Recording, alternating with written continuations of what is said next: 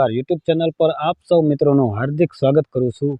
મિત્રો થોડા દિવસ પહેલાં એટલે કે 3 કે 4 દિવસ પહેલાં આપણે તકમરિયાની ખેતી વિશેનો એક વિડીયો નાખ્યો હતો અને ખૂબ સારી માહિતી આપ સૌ સમક્ષ પીરસી હતી અને એ માહિતી આપ સૌ લોકોએ હોંશે હોંશે સ્વીકારી અને ખૂબ સારો આપ સૌ મિત્રો તરફથી રિસ્પોન્સ મળ્યો અને વિડીયોને ખૂબ સારો સ્વીકારવામાં આવ્યો। એ બાબતથી અમે પોતે ઇન્સ્પાયર થયા અને આપ સૌ સમક્ષ એવી કંઈક નવી માહિતી સાથે પ્રસ્તુત થવાનું અમને પણ એક ઉદાહરણ મળ્યું કે ભાઈ ખેડૂત મિત્રોને સારી માહિતી પહોંચાડી શકીએ તો થોડા એફર્ટ આપીએ। તો એવી જ એક નવી ખેતી વિષયક માહિતી સાથે આપ સૌ મિત્રો સમક્ષ હાજર થયા છીએ। સાવ એટલી બધી નવીન ખેતી તો નથી પણ આજના માર્કેટમાં જે વસ્તુની બોલબાલા સારી થઈ રહી છે, ખેડૂત મિત્રોને જે પાકથી લાભ મળી શકે છે અને બહુ ઇઝી ખેતી કહી શકાય કે બહુ મહેનતુ પાક નહીં તેવી રાજમાની ખેતી। રાજમા એટલે કે એક કઠોળ વર્ગના પાકને બિલોંગ કરતી ખેતી છે। કઠોળ પાક તરીકે તેનો ખૂબ સારો ઉપયોગ થાય છે હેલ્થ વાઇઝ અને વેલ્થ વાઇઝ। હેલ્થ વાઇઝ કહું તો પ્રોટીન અને આયર્નથી ભરપૂર આ પાકના ખૂબ સારા શારીરિક ફાયદાઓ રહેલા છે। ઇમ્યુન સિસ્ટમ વધારવા માટે આ કઠોળ પાક આપણા શરીર માટે ખૂબ ફાયદાકારક છે અને સાથોસાથ વેલ્થ વાઇઝ કહીએ તો ખૂબ સારી આના તરફથી ખેતી કરતા ખેડૂત મિત્રોને સારી એવી કમાણી થઈ રહી છે અને માર્કેટમાં પણ ખૂબ સારું આનું લેવાલી થઈ રહી છે। અને ખાસ કરીને વાત કરીએ ગુજરાતની તો ગુજરાત રાજ્યમાં છેલ્લા ટૂંક સમયથી આ પાકની ખેતીનું થોડું વાવેતર વધવા તરફ જઈ રહ્યું છે અને ખેડૂત મિત્રો આ તરફ રસ લઈ રહ્યા છે। તો આપ સૌ મિત્રો સાથે આજે આપણા જાણીતા અને ગુજરાત રાજ્યમાં આપણું નેટવર્ક સારું છે તો ખેડૂત મિત્રો આપણને સપોર્ટેબલ છે અને આપણા ઘણા બધા મિત્રો છે। એમાંથી 2 ખેડૂત મિત્રો જેમનો આપને પરિચય આપું તો પ્રથમ છે નારણભાઈ નંદાણીયા કે જેઓ ગામ બાકોડી તાલુકો કલ્યાણપુર જિલ્લો દેવભૂમિ દ્વારકાના વતની છે અને બીજા છે તેઓ ચિરાગભાઈ રાદડિયા જેઓ ગામ શિવરાજગઢ તાલુકો જસદણ જિલ્લો રાજકોટના વતની છે।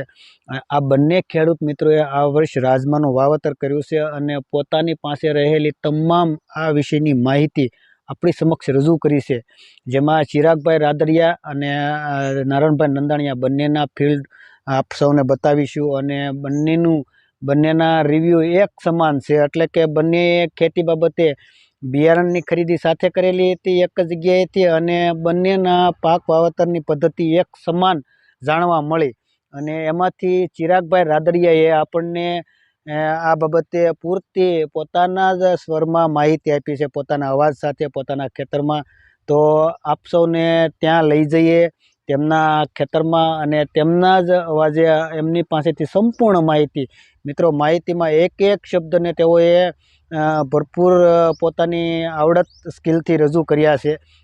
તો સંપૂર્ણ માહિતી જરૂરથી જોશો, કંઈક નવું જાણવા મળશે અને સંપૂર્ણ માહિતી છે વાવેતરથી લઈને ઉત્પાદન લઈ અને તમે કઈ રીતે આનું માર્કેટ કરી શકો ત્યાં સુધીની। કદાચ કોઈક માહિતીની ઘટ રહી ગઈ હોય, જો આપના મનમાં કોઈ પ્રશ્ન નીકળતા હોય તો મિત્રો ચેનલ પર જરૂરથી આપની કોમેન્ટ થ્રુ અમને પ્રશ્ન કરશો અને ખેડૂત મિત્રોના નંબર પણ આપની સમક્ષ રજૂ કરીશું એટલે જેથી કરીને તમે તેમની સાથે પણ સંપર્ક કરીને માહિતી લઈ શકો। વિડીયો રજૂ કરીએ તે પહેલાં જે કોઈ પણ મિત્રો આપણી ચેનલ પર નવા હોય તો ચેનલને સબસ્ક્રાઈબ કરી લાઇક કરી અને વધુમાં વધુ ખેડૂત મિત્રો સુધી શેર કરશો, જેથી જે કોઈ પણ મિત્રો આ બાબતે ઇન્સ્પાયર થશે તેઓ આ ખેતી તરફ વળવા માગશે તો તેમને આ માહિતી એ કામ લાગશે અને તેઓ કંઈક નવું કરી શકશે।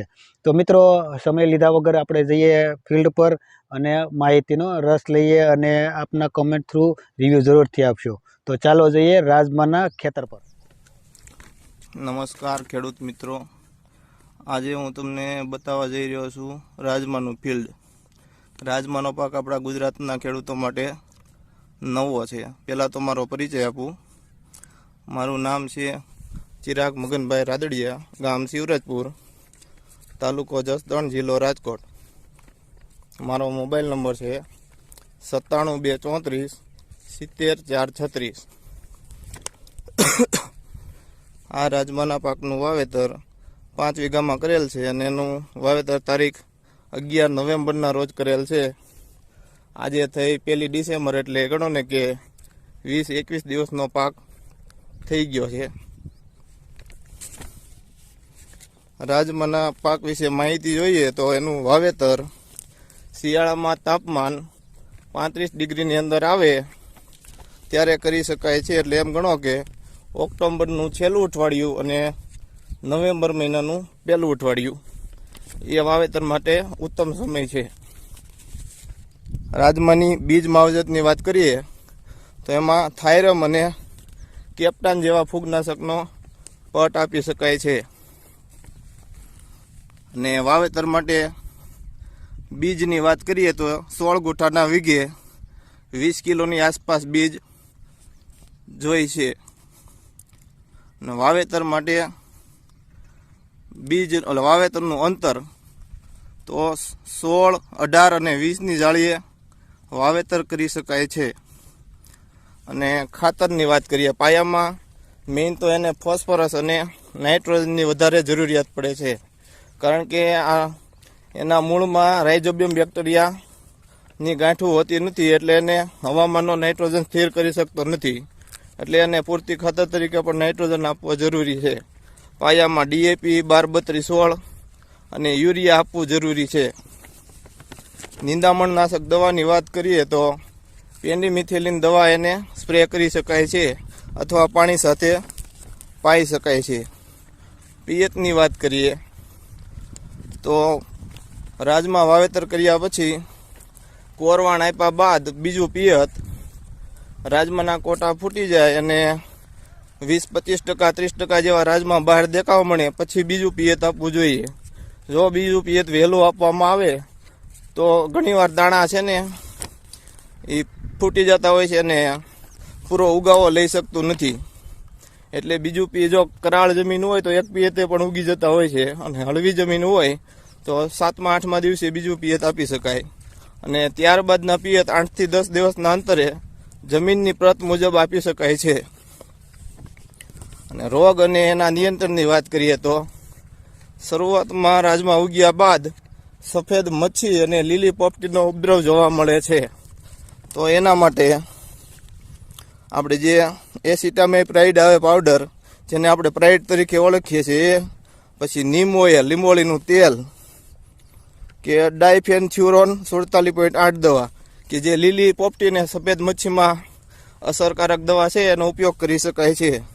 ને ફૂગનાશકોમાં વાત કરીએ તો મેન્કોજેબ, કાર્બેન્ડાઝીમ, એક્ઝાકોનાઝોલ, ટેબુકોનાઝોલ, ડાયફેનાકોનાઝોલ જેવી જ્વલ ગ્રુપની કોઈ પણ દવા વાપરી શકાય છે. અને શીંગો લાગ્યા બાદ ઈયળનો ઉપદ્રવ દેખાય તો ઈયળનાશક તરીકે ઇમામેક્ટિન છે કે આપણે જે કોરાજન ઉપયોગ કરતા હોય તો ઈયળનાશક દવાનો ઉપયોગ કરી શકાય છે. અને પાકવાના દિવસોની વાત કરીએ તો રાજમાં જમીનની પ્રત મુજબ 90 થી 95 દિવસે પાકી જતો પાક છે. અને કાપણીની વાત કરીએ તો રાજમાં પાકી જાય ત્યારે સંપૂર્ણ પીળા પડી જાય છે અને એના પાન ખરી જાય છે. અને શીંગો બધી કમ્પ્લીટ પીળી પડીને પાકી જાય ત્યારે એની વહેલી સવારના સમયે કાપણી કરવી, જેથી શીંગો ખરે નહીં. અને પછી એને થ્રેશરમાં કાઢી શકાય છે. ઉત્પાદનની વાત કરીએ તો 16 ગુઠાના વીઘે જનરલ 20 થી 22 મણ આજુબાજુ ઉત્પાદન જોવા મળે છે. ને અમુક ખેડૂતોને 25-27 મણ સુધીના ઉત્પાદનો પણ મળેલ છે. આ માહિતી આપને સારી લાગી હોય તો કોમેન્ટ કરજો અને શેર કરજો, જેથી બીજા ખેડૂતોને આ માહિતીનો લાભ મળે. રાજમાનો પાક ગુજરાત માટે નવો છે, તેથી આવતા વર્ષોમાં જો જમીનને અનુકૂળ આવશે અને હવામાન આપણું ગુજરાતનું અનુકૂળ આવશે તો આવતા વર્ષે વાવેતર વિસ્તાર વધશે, જેથી નવા ખેડૂતોને લાભ મળે એટલા માટે શેર કરજો. જય ભારત. અસ્તુ.